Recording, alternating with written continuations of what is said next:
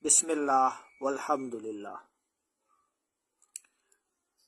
Pada video kali ini saya ingin menjelaskan siapa yang pertama kali memberi julukan Habib kepada mereka yang bernasab kepada Ba'alawi, ya, atau keturunan Ali bin Abi Thalib dari jalur Husain radhiyallahu anhu.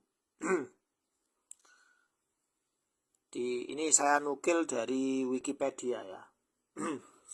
Di sini ada tulisan Al-Habib. Al-Habib huwa laqab yutlaq fi Hadramut ala al-alim al-islami atau syekh min al-bait an-nabawi wa khassa min al-Ba'alawi.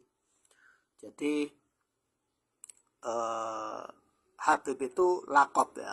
Laqab itu julukan yang disematkan kepada orang yang merupakan keturunan Ba'alawi, dan mereka seorang yang ahli agama, al-alim al-islami. Jadi dia alim islami atau syekh.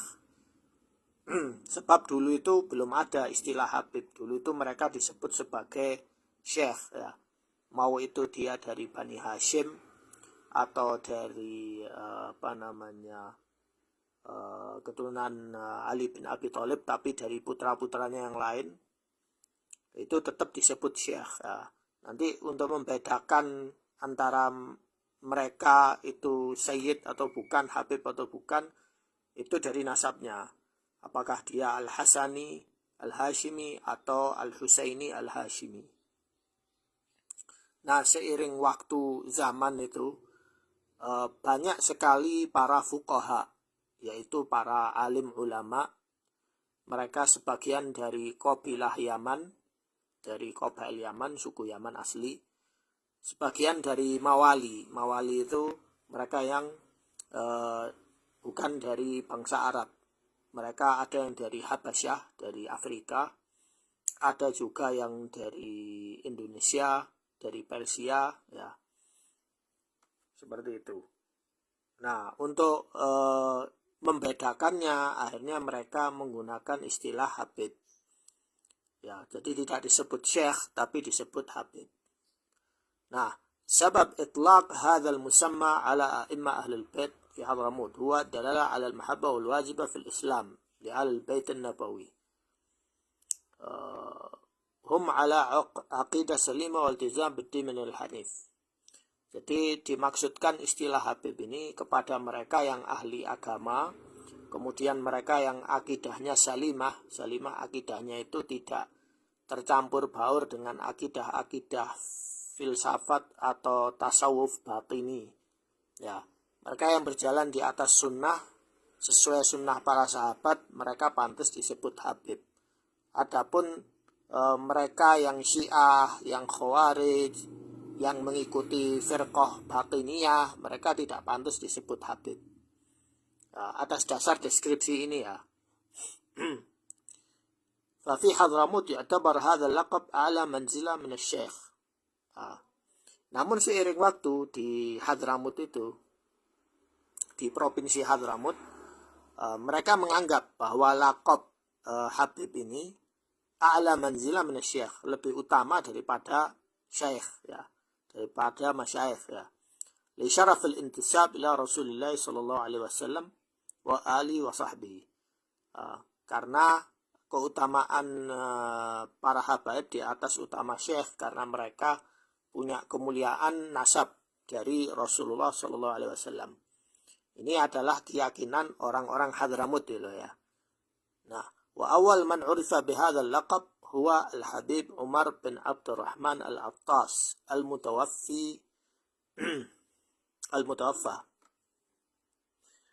am 1072. Dan ini yang pertama kali mendapat julukan Habib, ya. Yang pertama kali mendapat julukan Habib ini, ya, namanya Habib Abdurrahman, Umar bin Abdurrahman Al-Attas, meninggal tahun 1072 Hijriah. Jadi sekitar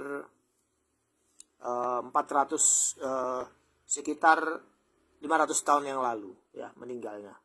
Jadi ya lumayan lama lah ya.